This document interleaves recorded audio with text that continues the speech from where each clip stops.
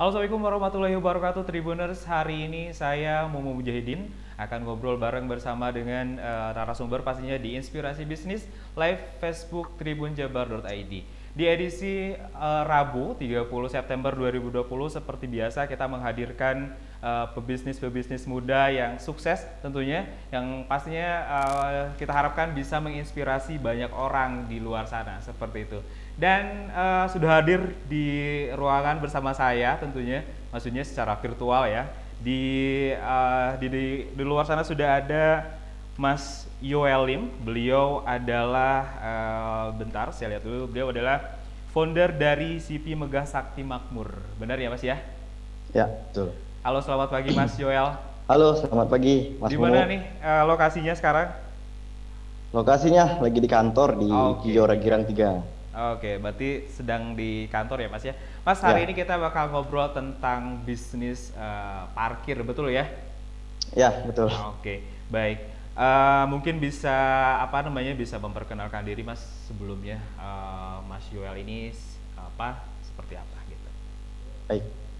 Terima kasih. Assalamualaikum warahmatullahi wabarakatuh. Sampurasun. Rampes. Perkenalkan, saya Yoel Lim. Ya, saya dikenal dengan nama Kang Lim. Jadi orang-orang manggil saya Kang Lim. Nah, saya ini bergelut di bidang perparkiran. Tapi sebelum itu, saya mau mengucapkan banyak terima kasih nih kepada tim Tribun Jabar nih yang sudah berikan kesempatan buat saya untuk berdiskusi bareng ya secara virtual, secara online. Saya merasa sangat terhormat ya atas undangannya. Kemudian untuk pagi ini saya akan saya akan memperkenalkan diri saya dulu, latar belakang perusahaan saya, bagaimana awal mula saya mulai berbisnis khususnya di bidang perparkiran. Oke. Jadi bermula ini Mas, bermula dari tahun 2012. Di 2012 itu eh, saya lagi survei nih, nyari produk apa sih yang pantas untuk saya jual dan mudah mudah dilakukan, tapi jarang ada yang melakukan itu. Hmm. Nah, awal mula itu kita mulai, saya berinisiatif menyewa kantor itu ukuran 3 kali 6 sekitar segitu. Hmm. Kios kecil sekali Mas, kios kecil sekali. Kemudian kita mulai membuat suatu sistem penjualan dengan cara menspesifikasi produk. Jadi kita buat produk khusus, khususnya di bidang perparkiran ini. Kemudian kita ngajukan ke dalam proyek pelelangan. Hmm. Jadi kita kunci spek. Dan pada akhirnya ya alhamdulillah berjalan. Itu sih Oke. awal mulanya Mas. Oke. Gitu.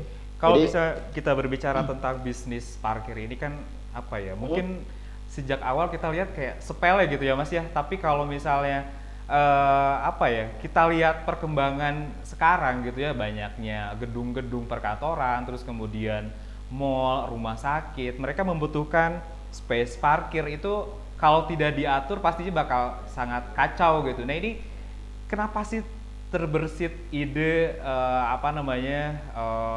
bisnis mengelola parkir gitu atau ya, alat-alat parkir mungkin kenapa sih gitu nggak bisnis yang lain gitu Mas?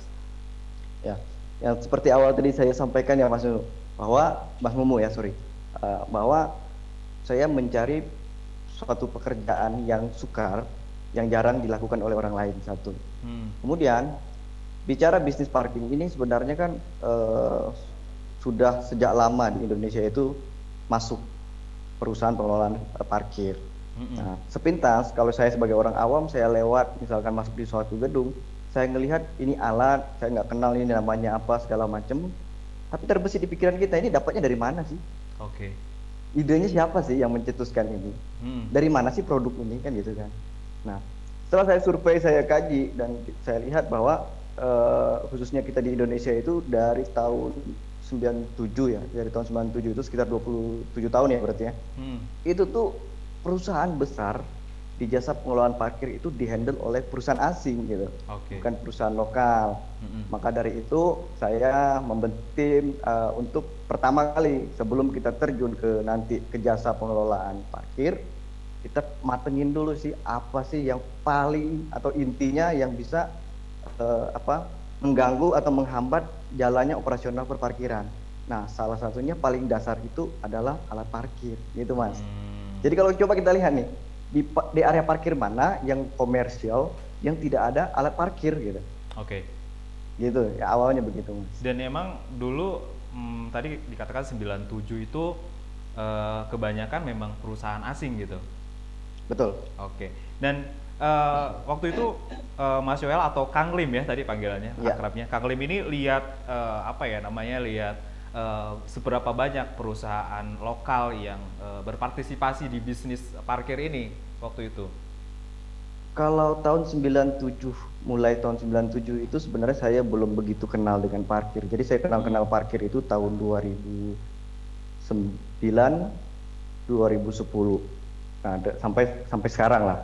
Nah, cuman dari hasil pengamatan pribadi ini, pengamatan pribadi saya bahwa kalau dari 97 sampai angka tahun 2005 itu masih dikuasain sama asing. Oke. Nah, mulai 2006 sampai sekarang itu sudah mulai ada pemain-pemain lokal. Tapi untuk bicara persaingan dari indeks ranking apa segala macam, saya masih meninjau bahwa perusahaan asing masih nomor 1 di Indonesia. Oke. Nah, gitu sih. Oke, siap. Kang Lim, ini saya lihat di profil company-nya, perusahaan ini berdiri tahun 2012, betul atau betul? Artinya proses panjang dari mulai tahun 97, terus kemudian ke 2012 ini seperti apa nih perjalanan tadi, selain riset mungkin ya, riset yang dilakukan oleh Kang Lim, terus kemudian juga sampai pada akhirnya tahun 2012 itu seperti apa gitu? Jadi dari hasil pengamatan itu akhirnya tahun 2012 saya membuat satu perusahaan itu khususnya di bidang IT. Karena kalau hardware kita lihat ini manufakturnya adalah manufaktur besar kan. Oke. Kalau untuk software kita berawal dari software parkir. Jadi kalau melihat situasi dan kondisi sebenarnya awal mula membangun sistem software parkir itu kita itu mengcopy sebenarnya yang sudah ada cara kerjanya, maksudnya cara kerja yang sudah ada. Dan pada akhirnya kita mulai mengembangkan. Dari situ kita carilah yang namanya kelemahan-kelemahan produk-produk yang sudah ada. Karena kan sebenarnya dalam hal manajemen parkir atau pengelolaan parkir, hardware itu hanya pendukung.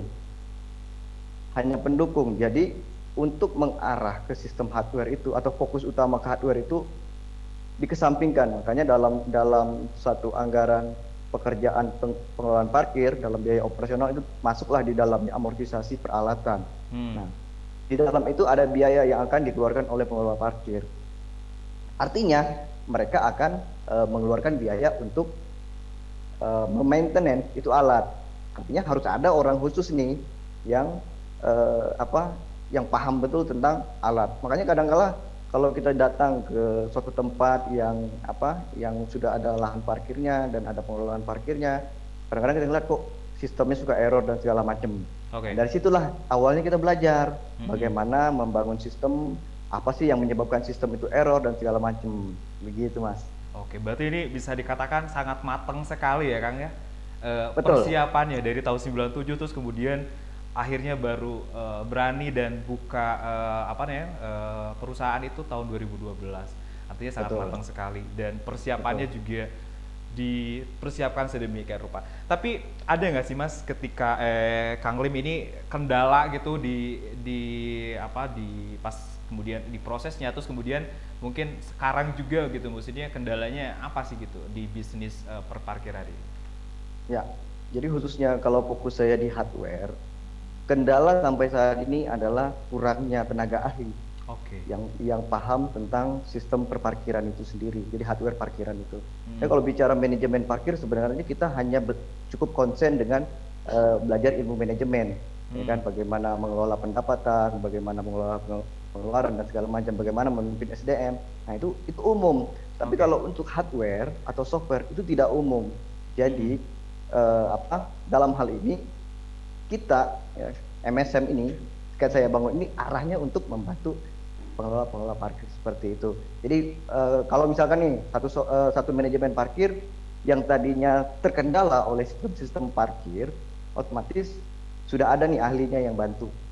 Gitu. Jadi kita menjadi satu layanan khusus untuk itu pengelola parkir atau pemilik gedung yang akan mengelola lahan parkir mereka. Begitulah kurang lebih Oke. gambarannya. Kang Lim, ini kan sejak awal dibangun di Kota Bandung. Terus kemudian juga saya lihat di profil company-nya juga ada di kantor cabangnya di Yogyakarta.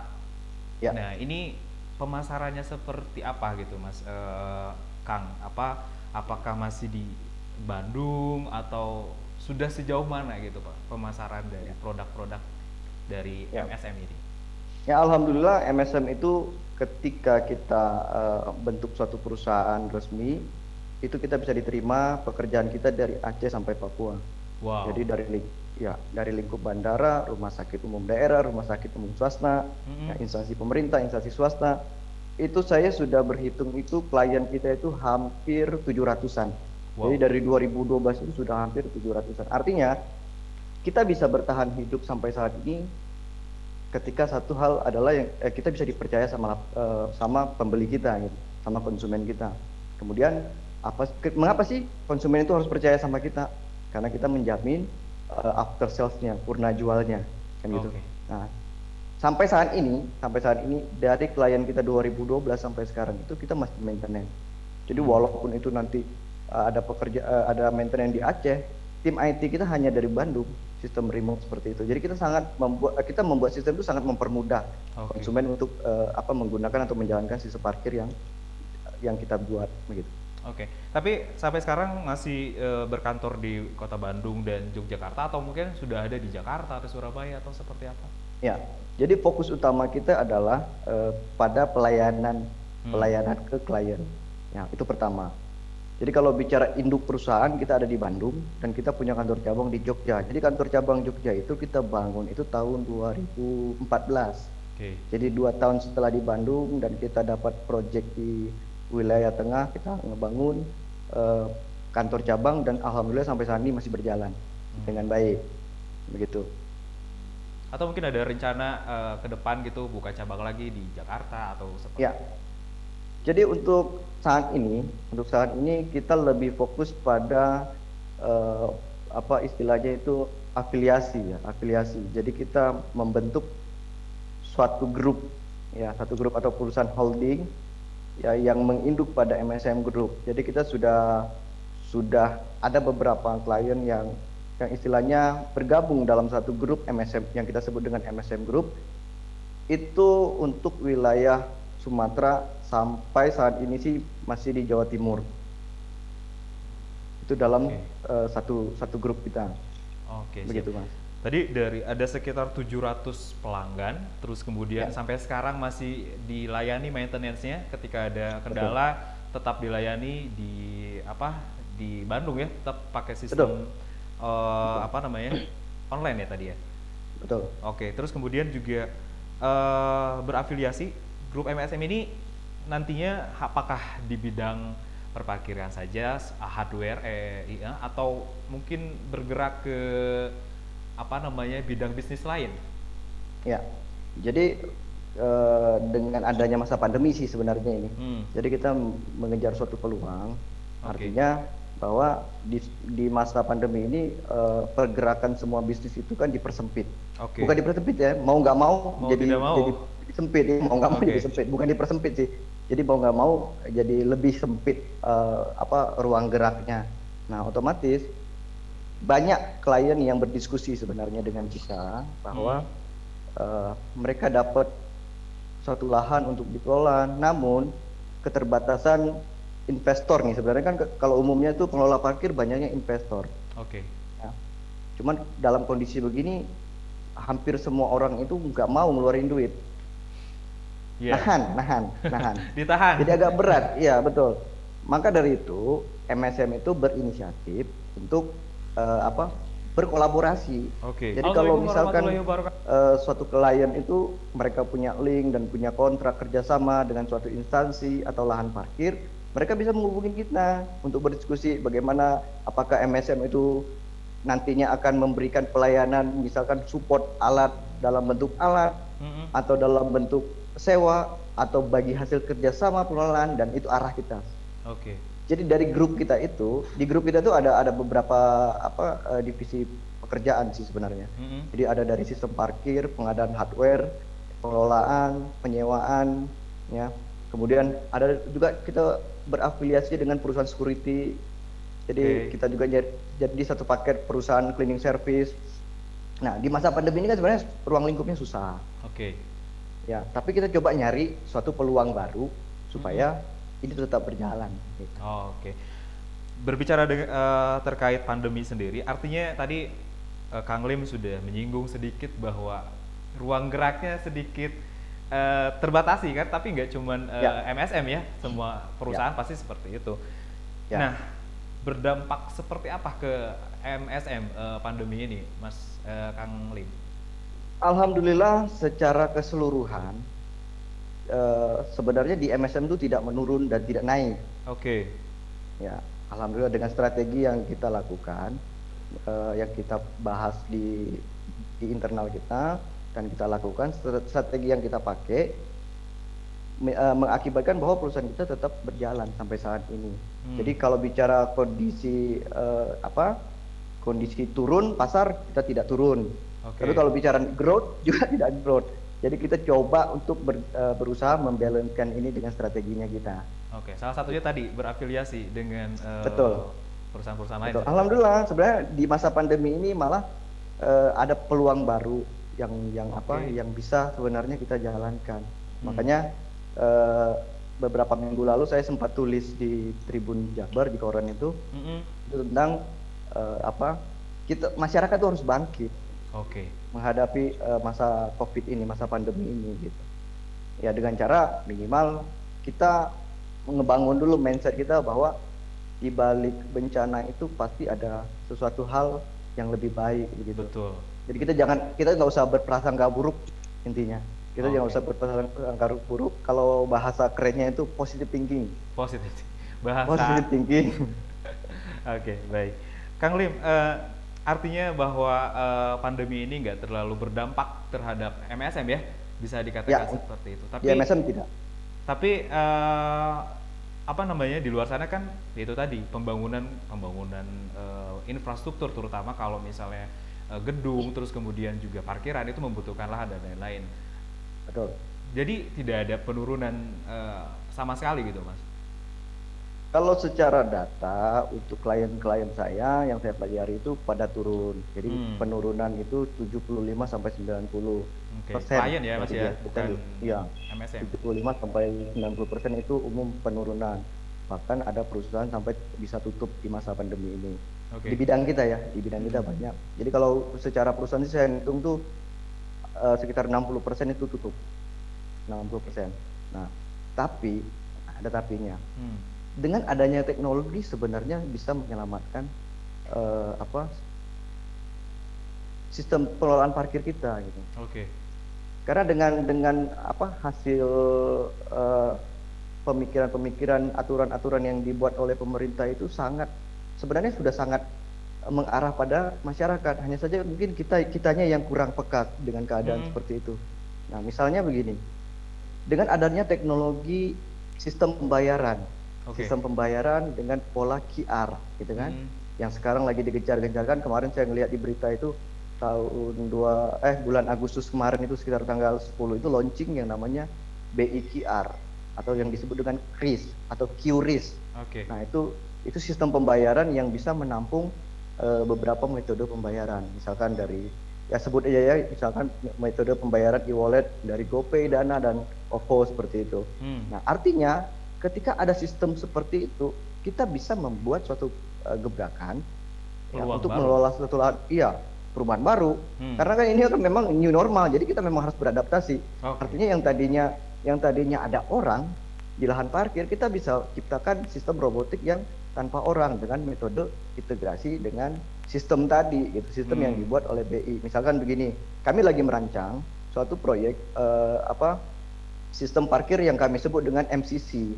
MCC itu MCC. manless, ya MCC itu. Jadi manless atau disebut juga tanpa orang, Oke. cardless tanpa kartu, dan cashless tanpa uang tunai. Jadi kita buat itu namanya MCC. Nah, itu fungsinya buat apa sih? Fungsinya ketika masa pandemi, tapi saya yakin perusahaan tetap pasti akan buka. Ya, mall tetap mall itu kalau untuk kebutuhan pokok pasti tetap buka. Di dalam Supermarket mall pasti biasanya buka ya, Mas, ya?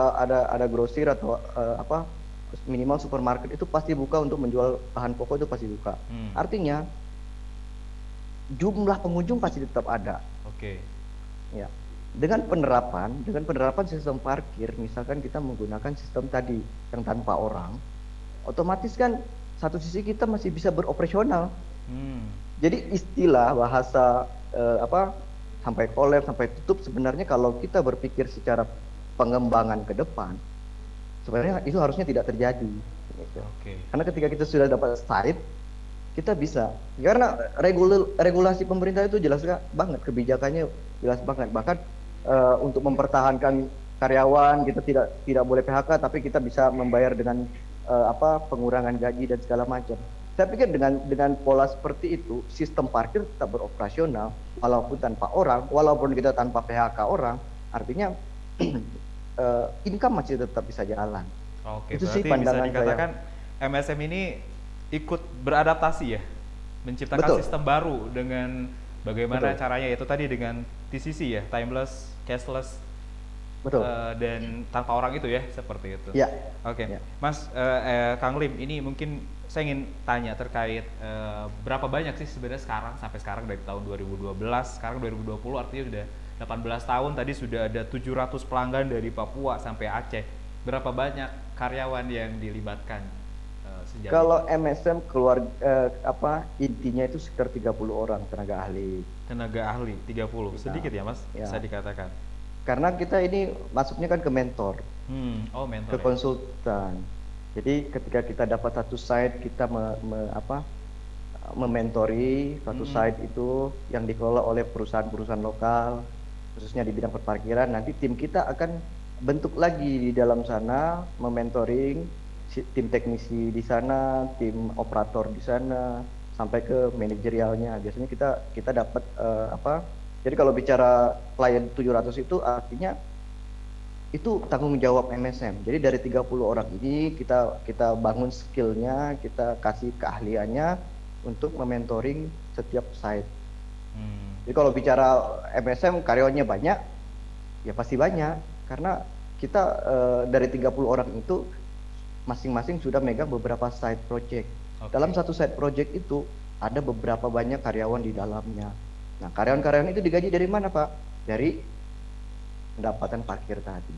Oke, Kang Lim, bicara tentang tadi lanjut tentang pandemi. Tadi kan nggak terlalu berpengaruh, artinya tidak ada penurunan juga tidak ada peningkatan, bisa dikatakan stagnan.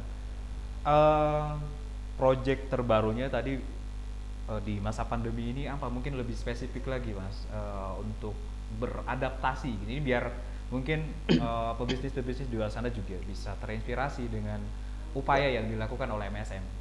Ya, jadi kalau analisa saya nih pribadi, jadi pada saat saya melihat kondisi saat ini, artinya kita harus memang pertama harus kita berpikir keras karena kalau bicara dampak harusnya semuanya berdampak.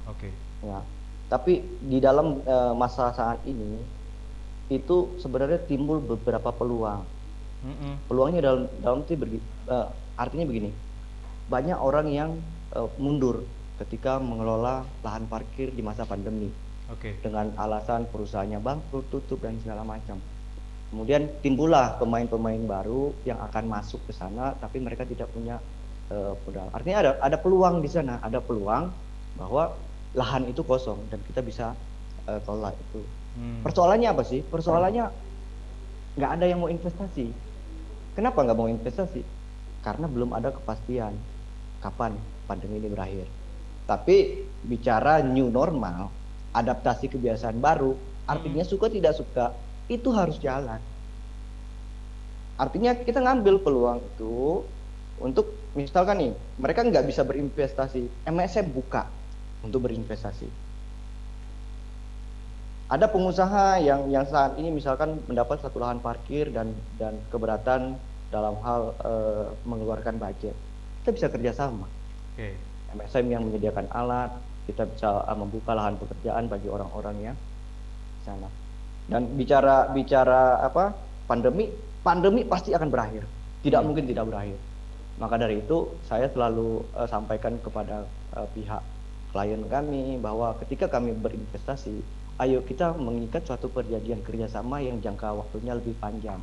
Supaya apa? Supaya masa-masa ini kita lewati, walaupun misalkan ini saat ini kita investasi yang seharusnya BEP-nya 3 tahun misalkan, ya, dengan adanya pandemi bisa jadi 7 tahun, minimal kita perpanjang itu. Jadi konsepnya tetap jalan. Pokoknya intinya gini, di masa pandemi ini suka tidak suka, kita tetap harus jalan. Karena kita nggak tahu kapan berakhir, tapi optimis akan berakhir. Oke. Gitu. Siap. Baik, Kang Lim, ini mungkin ada project dalam waktu dekat di MSM. Ya.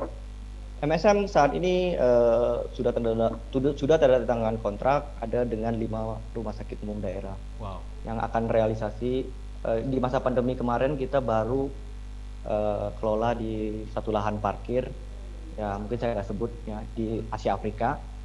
Di masa pandemi kita sudah mulai pengelolaan di sana, dan alhamdulillah saya melihat siklusnya tetap masih ada income, tetap masih ada income walaupun kita bicara tentang kasus sekarang pandemi, PSBB dan sebagainya gitu kan. Tapi saya ketika kita melakukan itu tetap masih ada income di situ. Kemudian di saat ini kita sedang, kalau untuk penginstalan di Bandung itu kita ada 5 site saat ini, itu penjualan.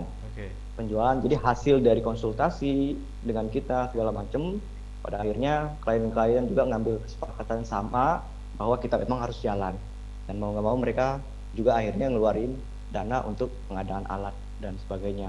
Cuma untuk MSM sendiri, untuk di bidang pengelolaan parkir, kita memang sudah kunci ada 5 site rumah sakit, dan kita akan membuat satu sistem yang berbeda yang tadi saya bilang MCC tadi, ya, manless, cardless sama cashless. Jadi tanpa orang, tanpa kartu, tanpa uang tunai. Karena kita juga melihat penyebaran uang itu kan juga bagian dari penyebaran ini ya, penyebaran virus COVID corona yang kita pahami gitu secara umum. Dan untuk mengurangi itu kita buatlah yang namanya sistem tadi MCC. Kemudian Pak, berarti kalau kondisi MCC nggak akan ada orang dong Pak, yang tadinya operator, berarti mereka akan tidak bekerja lagi. Tidak juga, mereka akan bekerja, tetap akan bekerja, tapi memposisikan diri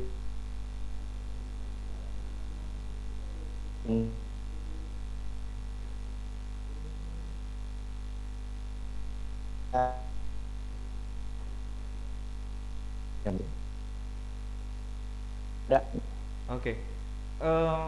Untuk MCC sendiri ini terpuruk. Mohon maaf ada sedikit trouble. Mas Kang Lim, mungkin MCC sendiri ini sudah diterapkan atau masih dalam tahap project atau seperti apa nih Mas? Sudah diterapkan. Oke. Sudah diterapkan. Sudah diterapkan. Ya. Artinya memang sudah di ini ya. Ini adalah penemuan baru ya, yang hasil dari adaptasi kebiasaan baru di masa pandemi ini, ya. Seperti itu. Artinya bahwa MSM fight, atau yaitu tadi harus mau tidak mau harus fight atau harus membiasakan diri dengan pandemi seperti itu. Baik, nampaknya seru banget ngobrolnya Kang Lim, cuman waktu kita juga terbatas, hanya sekitar 30 menit, tapi mungkin lain waktu kita akan ngobrol lagi tentang bisnis atau tentang bidang lainnya, mungkin nanti bisa seperti itu. Saya berikan kesempatan buat Kang Lim untuk mungkin sedikit final statement atau promosi sedikit, boleh Kang? Baik, terima kasih. Jadi dalam hal kita menghadapi masa saat ini, masa sulit, ya, kita belajar dari satu cerita. Sebenarnya cerita ini mungkin nggak asing, sering diceritakan oleh berbagai macam motivator. Ada kisah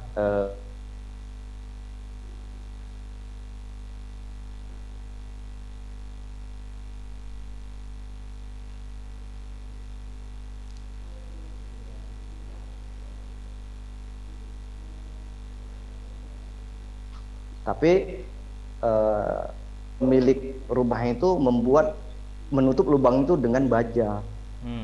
akhirnya mereka nggak bisa masuk. Nah, satu tikus itu berusaha berbarengan menggigit itu tuh jeruji. Jeruji itu supaya bisa melewati dan bisa makan keju. Semakin mereka gigit, gigi mereka mulai keropos karena kuatnya itu. Akhirnya yang satu mengambil keputusan untuk tidak gigit. Dia berhenti sejenak dan kawannya bilang begini, kawan si tikus nih, kenapa kamu berhenti? Kita harus berusaha keras. Kita harus berjuang ini dengan sedaya upaya supaya kita bisa ngambil itu. Kok kamu gampang menyerah? Pertanyaannya begitu. Tapi yang ternyata yang satu ini dia tidak menyerah. Dia berpikir cara lain, ada nggak lubang lain yang bisa dia lewati untuk tembus ke dapur tadi yang ada kejunya. Dan akhirnya si tikus ini berhasil lewat jalan lain dan bisa makan keju. Sedangkan yang tadinya memaksakan kehendak, memaksakan apa yang istilahnya pemahamannya harus kerja keras dan segala macam, akhirnya giginya rontok dan dia tidak dapat makan keju itu. Apa cerita itu? Tentang apa sih cerita itu? Jadi kesimpulan dari cerita itu tuh jelas bahwa di masa pandemi itu kurang lebih begitu. Kalau kita berfokus pada masalah ini, tidak akan pernah berhasil. Kita cari jalan lain. Kita harus cari jalan lain. Jadi makanya saya sempat tulis, saya mengajak masyarakat itu untuk bangkit. Artinya bangkit pemikirannya bahwa kita harus beradaptasi dengan situasi saat ini. Syukur-syukur kalau masa-masa pandemi ini cepat berakhir. Kalaupun tidak berakhir, kita sudah terbiasa untuk melewati masa-masa ini, gitu. Ya, itu kurang lebih cerita ilustrasi dari saya. Untuk kesempatan ini juga saya sampaikan bahwa MSM siap, ya, MSM siap untuk mendukung semua pengelola parkir, orang-orang yang tertarik untuk berbisnis di lahan parkir. Kita akan terbuka, kita akan kasih free konsultasi. Silakan datang, kita diskusi bersama, kita cari jalan bersama, ya. Intinya selama ada ikhtiar, mudah-mudahan pasti akan ada hasil yang baik. Jadi saya akan sampaikan bahwa jangan pernah takut dengan situasi kondisi saat ini. Kita harus bangkit. Intinya kita harus bangkit. Saya sudah membuktikan bahwa dalam masa pandemi kami tidak kekurangan apapun. Tim MSM khususnya kita tidak kekurangan apapun. Ya, bukan kita sombong, tapi kita harus beradaptasi dengan keadaan. Kita harus melewati ini bersama.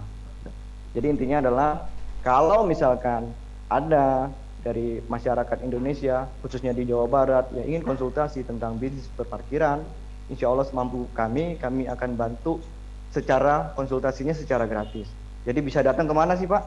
Bisa datang ke kantor kami di Jalan Cijora Girang 3, ya, Ruko 2F 2G, CV MSM.